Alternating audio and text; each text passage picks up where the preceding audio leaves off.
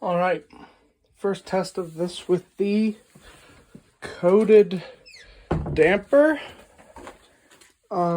It's currently hand operated. Soon I'm going to attach it to this servo motor to actuate it. But yep, here is the old intake printed with a 1mm nozzle. Epic. Okay, test. Pulse.